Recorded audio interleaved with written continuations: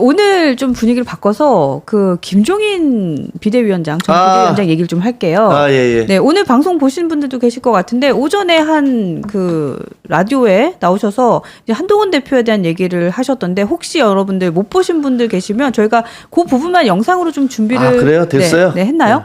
영상 준비됐나요? 그럼 예. 영상 한번 먼저 보여드리고 다시 돌아오도록 이게 하겠습니다. 오늘 아침에 CBS 김현정 뉴스쇼에 나온 거잖아요. 네, 그렇죠. 맞습니다. 나와서 김종인 박사가 한동훈 대표에 대해서 한 얘기, 또 정치 흐름에 대해서 한 얘기인데 정말 한 30분 돼요. 굉장히 재밌으니까 나중에 이 방송 끝난 다음에 들어가서 한번 보십시오. 근데 오늘 일단 우리가 네.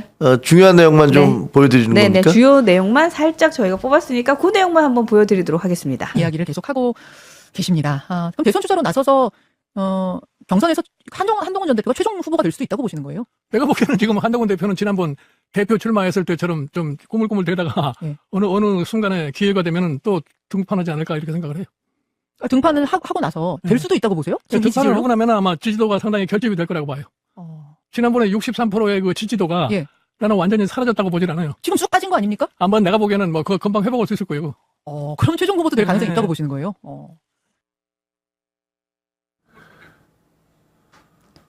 네. 사실 저는 이 김종인 전 비대위원장이 이제 이렇게 나오신 요 내용도 참 재밌게 봤고, 요거를 저는 그 앞편부터 계속해서 봤거든요. 네, 그 그랬어요. 바로 전에 조정은 의원이 나왔었어요. 7시 반부터 조정은 의원이 네. 나왔죠? 조정은 의원 나오고 바로 이제 전 비대위원장 이렇게 나오셨는데 두 분이 딱 상반되는 얘기를 하시는 것도 사실 좀 재밌게 봤어요. 네네. 어쨌든 뭐, 요 내용 여러분들도 함께 보셨는데, 어르신 감사해요. 이런 글도 주셨고, 일단 제가 하나하나씩 좀 차근차근, 짚어가면서 질문을 좀 드리면, 국민의힘에서는 조기 대선에 대해서는 아예 그냥 조기의 조자도 입에 안 올려야 한다라는 아직까지 그런 분위기가 있고. 그게 조정은 의원의 주장이죠. 네. 그렇죠. 조기 대선을 위한 움직임은 1도 없습니다. 네. 라고 얘기하면서 네. 결국은 이제 뭐 대통령 탄핵이 없을 것이다. 이렇게 얘기를 하고 있는 거죠. 근데 본인의 판단이시니까 그건 뭐라고 얘기할 수는 없는 것이고요. 근데 걱정이 되는 건 네. 그게 이제 법조인들의 일반적인 어떤 예상이라든가 추측과는 좀 다른 거여서. 그렇죠. 근데 당이라는 것은 어떤 경우든 최악의 사태를 대비를 해야 되는 거 아니에요? 당연히 그렇죠. 당연히. 그리고 네. 분명히 말씀드린데 국민의힘은 윤석열 개인의 당이 아닙니다.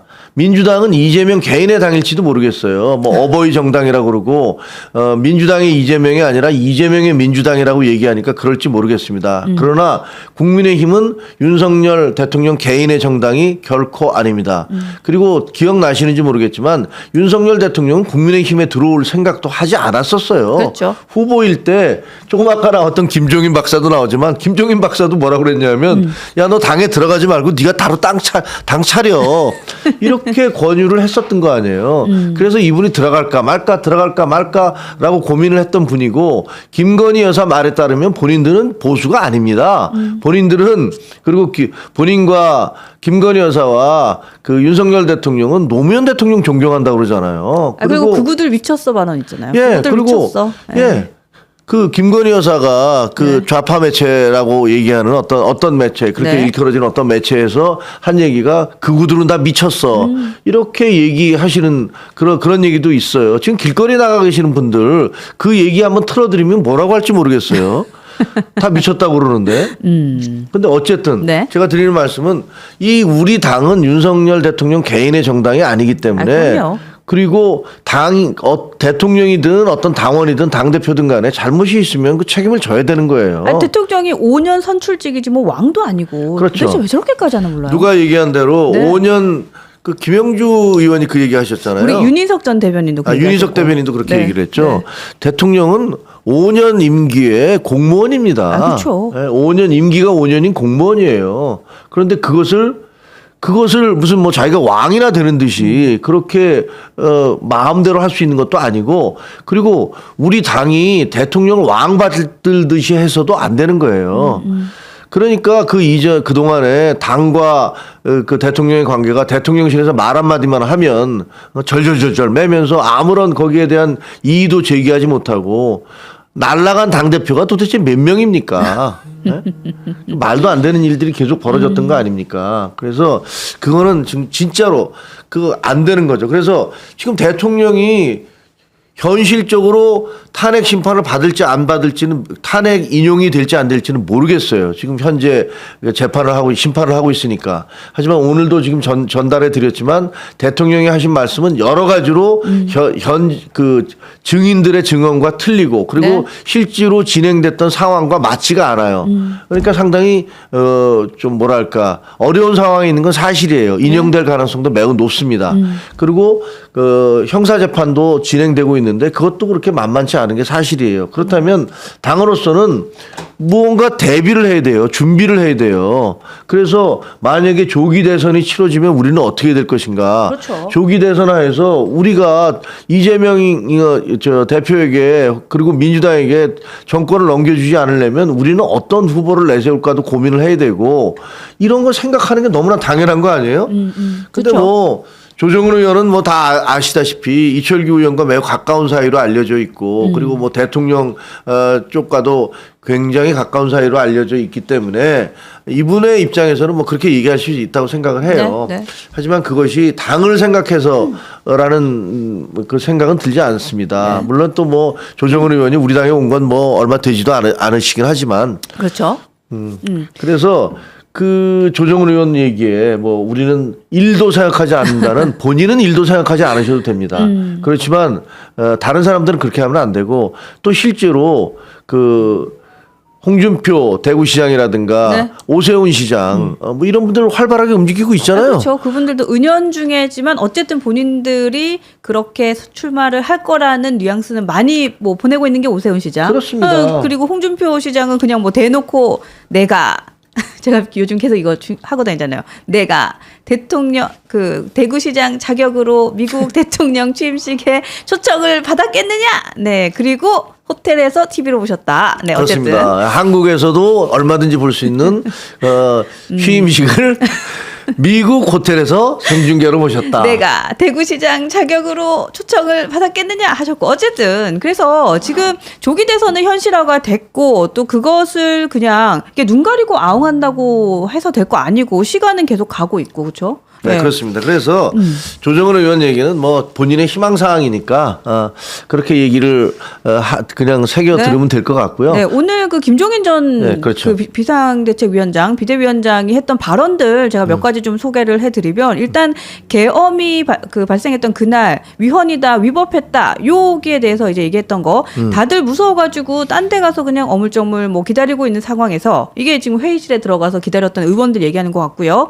국회에 들어가서 본인이 진두지휘하다시피 그런 얘기했다는 거 위법이다, 위헌이다 이런 얘기했다는 거 굉장히 용기가 대단하다 이렇게 얘기했어요. 그러면서 한 대표를 칭찬을 한 거죠. 네, 네. 그러면서 보면 그 위에 좀만 보여주세요. 네. 자, 김 위원장이 지난 설 연휴 기간 한 전 대표와 만남을 가졌는데 네. 그는 비교적 신선하고 젊고 소위 시대의 흐름을 따를 줄 아는 역량을 갖춘 사람이 한동훈이다. 네, 그렇게 평가했죠. 예, 지난해 12월 3일에 계엄이 선포된 날 네. 한동훈은 즉각적으로 계엄에 반대하면서 계엄을 막겠다고 선언하더라. 여당의 대표로서 굉장히 용기 있는 소리였다. 그렇죠. 이렇게 얘기를 네. 했죠. 네. 근데 이 얘기는 사실은 김종인 박사만 얘기하신 게 아니라 아, 그렇죠. 여러 사람이 얘기를 하고 있잖아요. 그러니까 이 포인트가 사실은 그냥 정치인 한동훈의 정말 딱 탄생이다 이런 얘기 진짜 많이 하시더라고요. 맞습니다. 네, 진짜 정치인. 네. 맞습니다. 조갑재닷컴 대표 이분도 똑같은 말씀을 하시고 유인태 장관 유인태 전 수석도 똑같은 말씀을 하시고 천영우 전 수석도 똑같은 말씀을 하시고 보면 여나 야를 가릴 것 없이 네. 이른바 중도적이고 양심적으로 보수 진영에서도 그 합리적인 보수라고 평가받던 분들 그리고 진보 진영에서도 합리적인 진보라고 평가받던 분들 예를 들면 그 유인태 전 수석 같은 경우가 그런 경우잖아요. 그렇죠. 네. 그분이 무슨 이재명 대표 대놓고 공격하잖아요. 네, 그렇죠. 말도 안 되는 소리 한다고. 합리적인 분이시고. 네, 합리적인 분이세요. 네. 이렇게 많은 합리적인 분들은 실질적으로 그때 12월 3일에 있었던 그 용감한 행동에 대해서 찬사를 보내고 그리고 심지어는 위헌 위법적인 계엄령에 국민과 함께 계엄령을 국민과 함께 막겠습니다라는 이 문장은 그 역사적 문장이 될 것이다. 그렇죠. 예를 들면 조갑재 선생님 같은 경우, 선배님 같은 경우는 그렇게 말씀을 하시더라고요. 저도 그렇게 생각을 합니다. 네. 아마 그 두고 남을 예를 들면 그 우리 역사에는 그런 몇 개의 그 불후의 문장들이 있어요. 예를 들면 YS가 얘기했던 닭의 목을 비틀어도 새벽은 온다. 그렇죠. 예, 맞죠. 네. 네. 그 다음에 DJ가 얘기했던 그 서생의 그 현실감과, 그러니까 상인의 현실감과 서생의 문제의식, 뭐 이런 것들, 이런 단어들은 사실은, 기록에 남는, 어록에 남는 명언들이거든요.